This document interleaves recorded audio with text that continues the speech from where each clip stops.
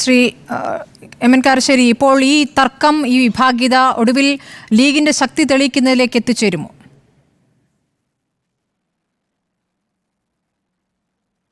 തീർച്ചയായിട്ടും അങ്ങനെ വേണ്ടി വരും. എന്താണെന്ന് വിചാരിച്ചാൽ, ഞാൻ മനസ്സിലാക്കുന്നത്, എൻ്റെ ഒരു ഊഹം പറയാൻ കേട്ടോ, ഞാൻ ഉമർ ഫൈസിക്ക് വേണ്ടത് അദ്ദേഹത്തെ പുറത്താക്കുകയാണ്.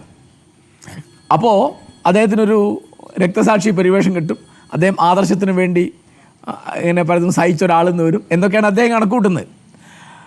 ഇവർക്ക് വലിയ പിന്തുണയില്ല എന്നുള്ള അഭിപ്രായം ചെക്കുട്ടി പറഞ്ഞതിനോടും ഡോക്ടർ ഫസൽ ഗഫൂർ പറഞ്ഞതിനോടും എനിക്ക് പൂർണ്ണ യോജിപ്പാണ്.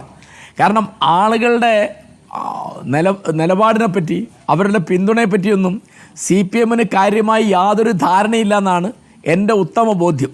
കാരണം ഇപ്പോൾ പാലക്കാട് ജയിച്ചത് SDPIയുടെയും ജമാഅത്ത് ഇസ്ലാമിയുടെയും വോട്ട് കൊണ്ടാണ് എന്ന് പറയുമ്പോൾ അവർക്ക് അവിടെ എത്ര വോട്ടെന്ന് ഇവർക്കൊരു കണക്കില്ല. ഇപ്പോൾ 2009 എൻ്റെ ഓർമ്മ, അബ്ദുൽ നാസർ മദീനയുടെ കൂടെ ലക്ഷങ്ങളുണ്ടെന്ന് വിചാരിച്ചാണ് അവർ കൂട്ടി നടന്നിരുന്നത് നമ്മുടെ ഇന്നത്തെ ബഹുമാനപ്പെട്ട മുഖ്യമന്ത്രി ശ്രീ പിണറായി വിജയൻ.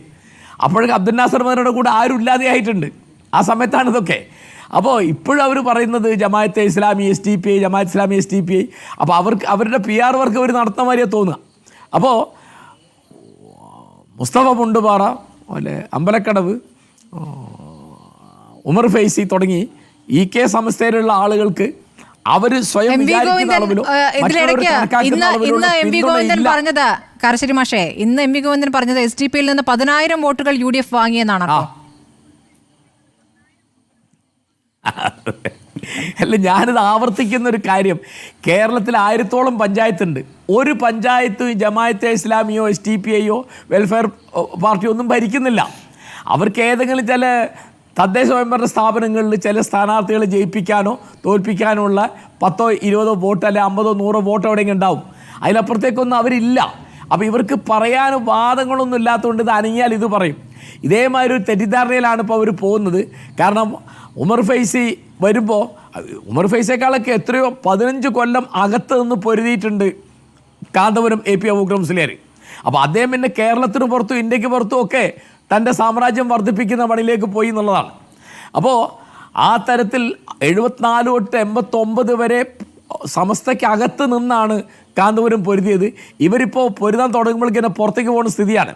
കാരണം വളരെ പ്രകോപന സമൃദ്ധമായ പ്രസ്താവനകളാണ് എപ്പോഴും ഉമർ ഫൈസി നടത്തുന്നത്.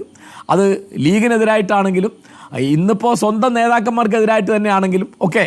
അപ്പോൾ അതുകൊണ്ട് പുറത്താക്കാൻ വേണ്ടിയുള്ള വർത്തമാനമാണ് അദ്ദേഹം പറയുന്നതെന്നാണ് ഞാൻ വിചാരിക്കുന്നത്. പുറത്താക്കൽ ഉണ്ടാവും തന്നെയാണ് ഞാൻ വിചാരിക്കുന്നത്.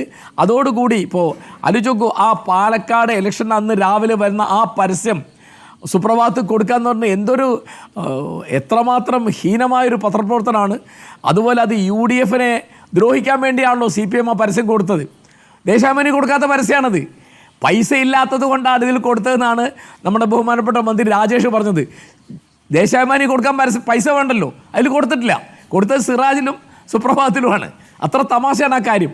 അത് 1-ാം പേജിൽ അത്ര വലിയൊരു പരസ്യം കൊടുക്കുക എന്ന് പറയുമ്പോൾ ഇപ്പോൾ ഇവർക്ക് UDFനോടൊന്നും യാതൊരു കമ്മിറ്റ്മെൻറ്റും ഇല്ല. അത് അവരുടെ കാര്യം. ഞാൻ പറയുന്നത് അച്ചടക്ക ലംഘനത്തിൻ്റെ അങ്ങേ അറ്റമാണ് ഇപ്പോഴും നടക്കുന്നത്.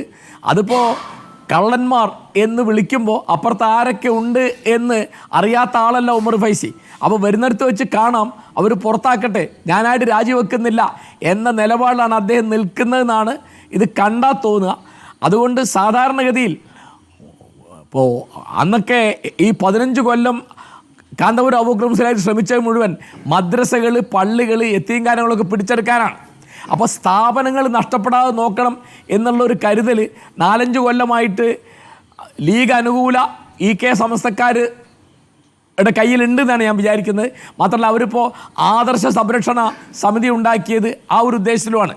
കാരണം AP ഗ്രൂപ്പ് ഉണ്ടായപ്പോൾ പല ഗ്രാമങ്ങളിലും പല നഗരങ്ങളിലും പള്ളികളിലും മദ്രസകളിലുമൊക്കെ കയ്യാങ്കളി തന്നെ ഉണ്ടായി, പല പ്രശ്നമുണ്ടായി. സിവിൽ കേസ് ഉണ്ടായി, ക്രിമിനൽ കേസ് ഉണ്ടായി, അടിപിടി ഉണ്ടായി, കത്തിക്കുത്തുണ്ടായി, അങ്ങനെ പലതും ഉണ്ടായി. അപ്പോൾ അവിടേക്കൊക്കെ പോവാതെ നോക്കണം എന്നൊരു കരുതൽ ഇവരുടെ സ്വൈര്യക്കേട് തുടങ്ങിയ സമയത്ത് തന്നെ ലീഗിൻ്റെ ഭാഗത്തൊരു കരുതൽ ഉണ്ടായിട്ടുണ്ടാകും. കാരണം അവർക്ക് അങ്ങനെ അനുഭവം ഉണ്ടല്ലോ.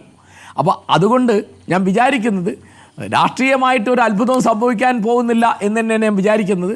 കാരണം ഇപ്പോൾ പൊന്നാനിയിലെ കാര്യം പറഞ്ഞു, അതുപോലെ ബാക്കിയുള്ളിടത്തൊക്കെ ഇപ്പോൾ കഴിഞ്ഞ ലോക്സഭാ ഇലക്ഷൻ 2 ലോക്സഭാ ഇലക്ഷനിലും അത്തരത്തിലുള്ളൊരു പ്രയോജനവും ഇവരാരെ കൊണ്ട് CPM-ന് കിട്ടിയിട്ടില്ല. CPM പക്ഷേ ഇപ്പോഴും അവർക്കൊരു പ്രതീക്ഷയുണ്ട്. കാരണം INL കയ്യിലുണ്ടല്ലോ. അപ്പോൾ INL വഴിക്കൊരു മാർഗം തുറന്നു കിട്ടിയാൽ ശരി ഇവരെ മൂപ്പിക്കാം. അതാണ് ശരി. ശ്രീ എൻ പി ചെക്കുട്ടി, ഇനിയിപ്പോൾ അതിനുള്ള സാധ്യത എത്രത്തോളമാണ്? കാരണം രാഷ്ട്രീയമായി